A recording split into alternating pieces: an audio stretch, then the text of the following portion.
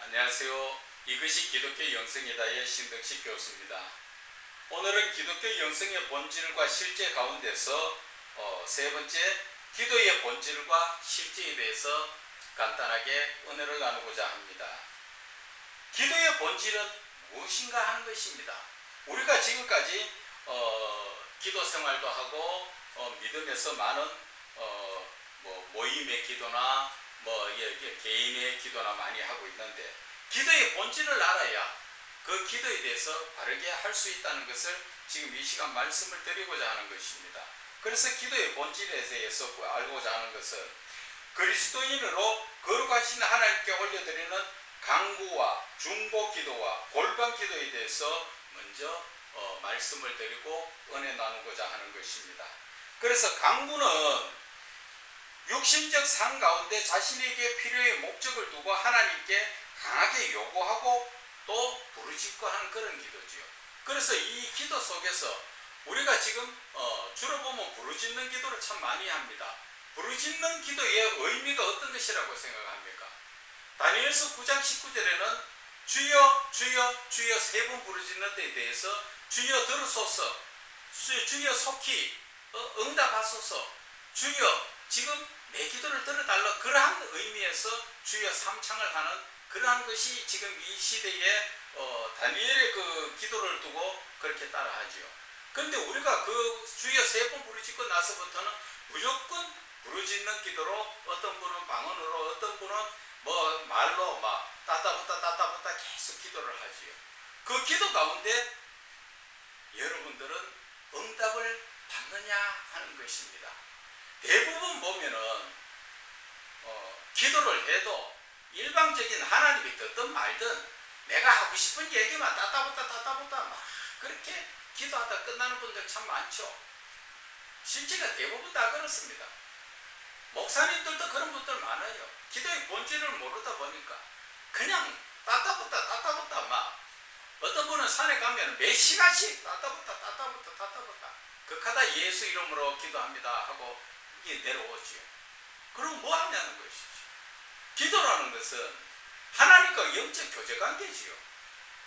하나님 앞에 말씀드리고 하나님이 우리에게 말씀을 주시고, 그래서 그 교제를 이루면서 하나님과 응답을 받고 사랑의 교제를 나누는 게 그게 기도잖아요. 그런데 일방적으로 따따붙다 기도해가지고 하나님의 응답을 받느냐는 것입니다.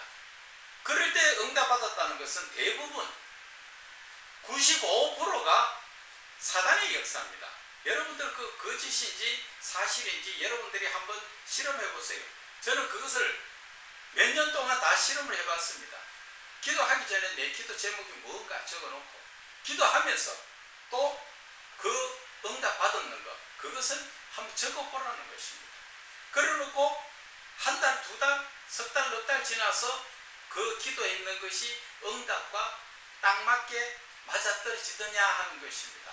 딱 맞게 맞아떨어진 것은 그것은 하나님의 응답 맞아요. 그러나 100에 95은 사단이 주는 것으로서 응답하고 적어놨는 거 보면 하나도 안 맞습니다. 그래서 여러분들에게 기도하는 이 기도의 본질을 알아야 된다는 것을 말씀을 드리는 것이에요. 처음에 우리는 일방적으로 하나님 앞에 주여 세 번 부르짖고, 안 그러면 주여 한 번 부르짖고 수시로 주여 하면서 하나님 앞에 통성 기도를 하죠. 부르짖는 기도를 합니다. 그 부르짖는 기도의 의미가 뭐예요? 부르짖는 기도는 내가 그만큼 급박한 상황에서 주여 빨리 좀 오셔서 지금 이 상황을 지금 봐주세요, 하나님 빨리 저에게 좀 와주세요, 그 의미예요. 그런 의미인데 하나님 앞에 처음부터 끝까지 따따붙다만 하고 앉았으니까 하나님은 뭐라 하시겠습니까? 여러분들이 생각을 한번 해보세요. 여러분들이 자녀에다가 나가서 어디 나가서 바깥에 나가서 위험한 일이나 다쳤든지 그렇게 돼서 밖에서 부르지요. 엄마 하면서 부르면은, 그럼 엄마가 오면은 내가 사실 큰아이가 때리려고 했다, 아니면 무엇을 빼앗겼다, 내가 다쳤다, 뭐를 이야기를 해야 되는데 엄마 불러놔놓고도 와도 엄마 엄마 소리하고 울기만 울고 앉았으면 엄마가 얼마나 답답하겠어요. 여러분들은 이해가 그렇게 이해 안 되십니까? 여러분들 자녀들이 나가서 무슨 위험한 일이 생겼는데 엄마 불러놔놓고 왔으면 자초지종 이야기를 해야 되는데 그것은 하지 않고 계속 엄마만 부르짖고 엉엉 울기만 하고 계속 부르짖으면 엄마가 뭐라고 이야기하겠어요? 하나님은 비록 우리에게 뭐가 필요한가 다 알고 계십니다. 그러나 하나님께서 구할 것은 구해야 되고 하나님의 또 말씀도 들을 줄도 알아야 되죠. 그래서 이 기도의 본질이 필요한 것입니다. 사무엘도 어릴 때 하나님을 만나지 못하고 음성을 듣지 못하다 보니까 잠을 자는데 하나님께서 여호와 하나님께서 부르시죠. 사무엘아 사무엘아 부르니까 사무엘이 뭐라고 이야기합니까? 일어나 쫓아가서 엘리 제사장한테 쫓아가죠. 부르셨습니까? 아니 가서 자. 또 부르셨습니까? 아니 가서 자. 세 번째 가서 또 부르셨습니까? 그때 엘리 제사장이 깨닫고 하나님이 너를 지금 찾고 계시는구나. 주의 종 여기에 있습니다. 말씀을 듣겠으니 말씀하여 주십시오. 아주 겸손히 조용히 하나님 음성 앞에 엎드리는 자세. 그때부터 하나님과 사무엘의 교통교제가 일어나죠. 마찬가지라는 것입니다. 저와 여러분이 이것을 알지 못하다 보면은 몇 시간이고 그냥 일방적으로 따따붙다 따따붙다 목에 타서 물을 마셔가면서 따따붙다 하나님 기뻐하시는 기도일까요? 그래서 성경에는 마태복음 6장 6절에 말씀하시죠. 골방에 기도를 해라. 은밀하게 계시는 하나님이 나에게 하나님이 은밀히 찾아오셔서 교제 기도를 하시겠다는 것이죠. 근데 기도의 본질을 알지 못하다 보니까 계속적인 내가 하나님께 무엇을 구해야 될지 기도의 그 본질을 모르다 보니까 세상 오만 거 다 주세요. 그리고 응답도 못 받고 끝나버리죠. 우리가 하나님 앞에 필요한 것을 구하려고 하면은 실질적으로 내가 무엇을 한 개 사기 위해서 돈이 필요합니다. 돈이 없어서 하나님 앞에 구합니다. 여러분들도 똑같은 의미에서 한번 봅시다. 여러분들도 어떠한 기도의 문제점에서 필요한 것이 있어 하나님 앞에 구할 때 그것은 기도가 아니고 간구지요. 기도로 구하는 것인데 내가 간절히 하나님 주십시오 하는 그런 기도지요. 그 기도에도 본질적으로 보면은 어떻게 기도해야 됩니까? 하나님 내가 뭐 필요하니까 하나님 돈 주세요. 하나님 내가 이것을 꼭 사야 되겠습니다. 돈 주세요. 그 기도가 아니에요. 우리는 똑같은 걸 구하더라도 그렇게 기도하면 안 됩니다. 그것이 기도의 본질을 알지 못하다 보니까 내 생각과 내 계획대로 다 준비해놓고 하나님 주세요잖아. 그것은 하나님 안 기뻐하세요. 예를 들어서 화분이 하나 필요하다면 하나님 저 화분이 참 내가 보기에 좋아서 나는 필요하다고 생각하는데 하나님 보시기에는 저 화분이 저에게 필요합니까? 안 필요합니까? 하나님의 의도를 먼저 물어야 되지.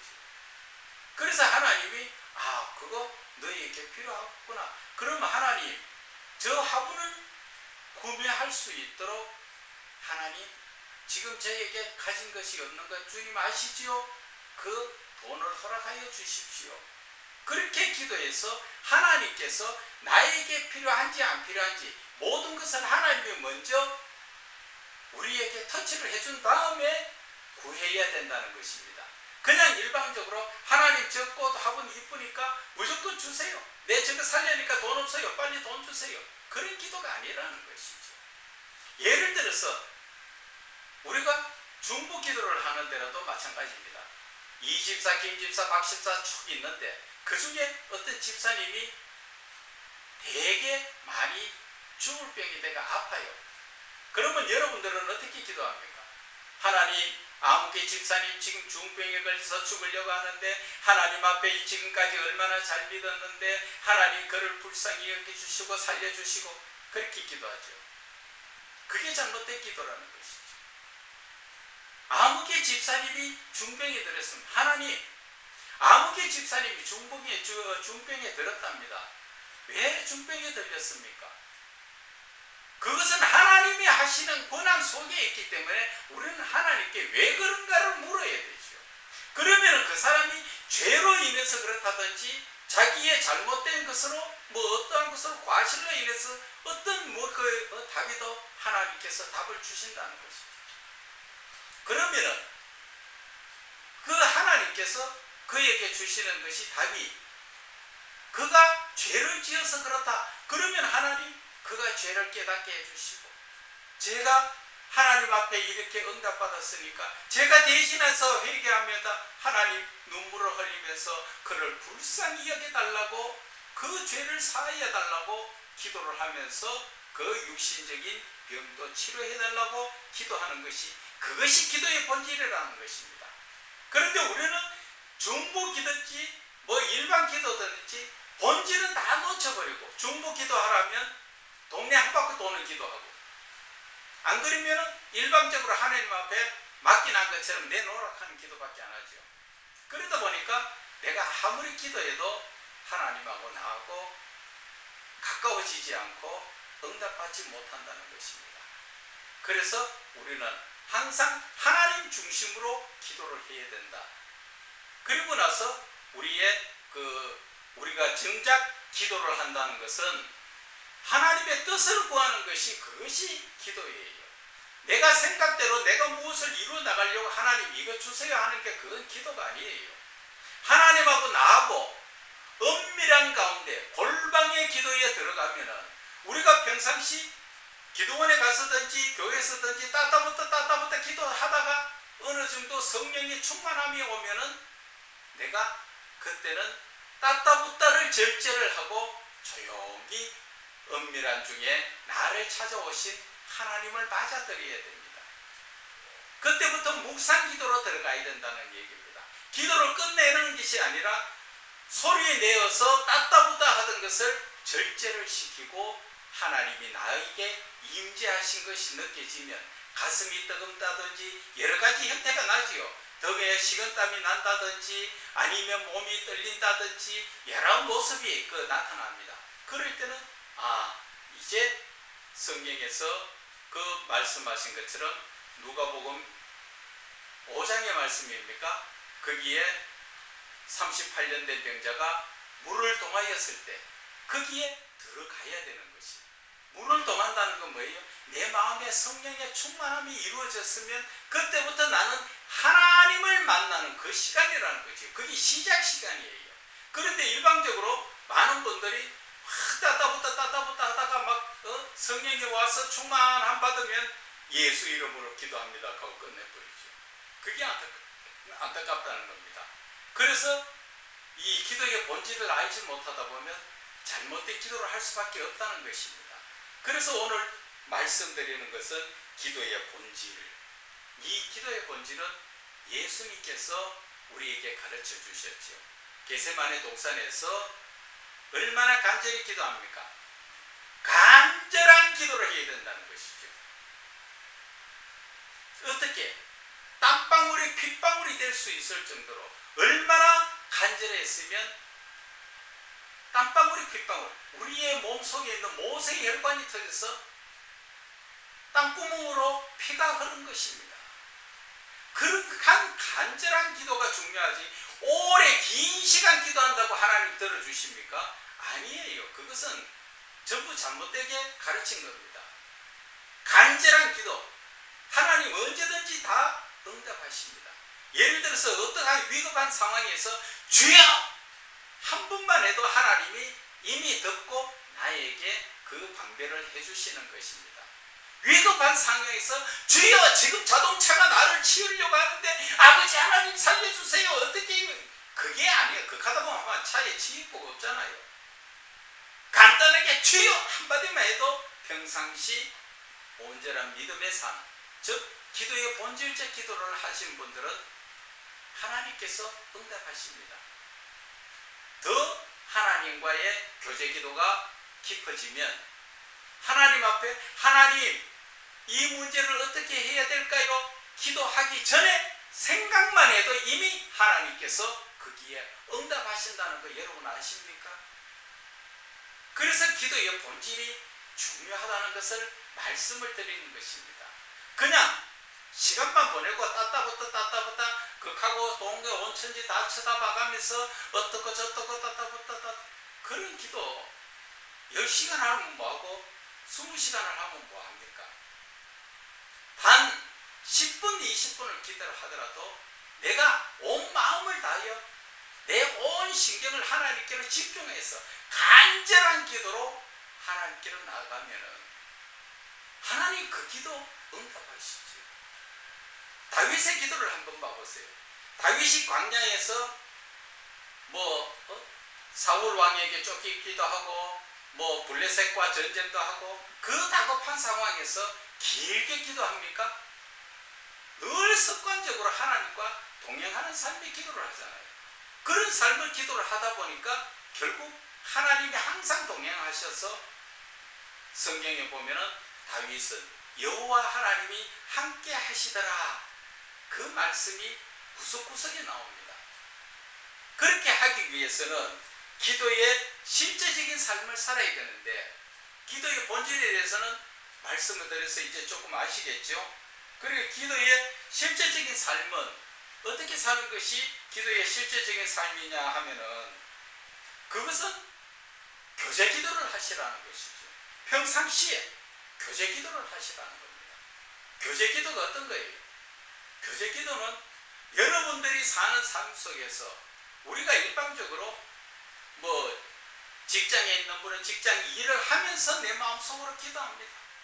일을 하시는 분들은 작업은 작업대로 하면서 그러면서 하나님 이거 어떻게 할까요? 하나님 오늘은 뭐 어떻게 하면 좋겠습니까? 하나님하고 늘 이 교제적인 삶을 사는 거죠. 그렇게 사는 삶을 살 때 하나님께서 성령님께서 늘 응답하십니다. 그것이 처음에 습관적으로는 잘 안 되죠. 그러다 보니까 늘 우리는 기도를 하다가 말다가 하는데 이 교제 기도가 습관이 되면은 하나님이 나와 함께 하십니다. 동행하십니다. 내가 기도할 때마다 응답하십니다. 예를 들어서 음식을 할 때도 주방에서 하나님 우리 가족들이 먹어야 하는데 이 음식 맛있게 해주세요. 내가 지금까지 몇십 년 음식 해왔지만 그래도 그 기도하면 내가 한 것보다도 더 맛있게 해주십니다. 베드로가 물고기 잡는데 어릴 때부터 잡았지요. 그러나 못 잡았잖아요. 하나님의 말씀에 의지해서 잡으니까 놀라 나자빠질 만큼 잡았어요. 내가 무슨 분야에서 내가 전문가라고 하나님 앞에서는 자랑하지 마세요. 그렇기 때문에 어린애처럼 항상 하나님 어떻게 할까요? 이렇게 할까요? 저렇게 할까요? 그걸 자꾸 하나님이 금방은 대답 안 하셔도 내가 자꾸 묻는 습관을 들여서 기도하다 보면 어느 순간에 하나님께서 나에게 응답하신다는 것입니다.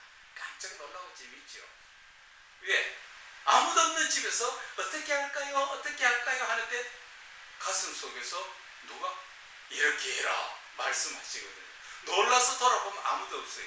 성령 역사입니다. 그래서 중요한 것은 기도의 실제적인 삶이라는 것은 교제 기도를 하는 것이 기도의 실제적인 삶이라고 여러분들에게 말씀드릴 수가 있는 것입니다. 여러분들 오늘 제 이야기를 들어보니까 좀 어떻습니까? 제 강의가 잘 이해가 안 갑니까?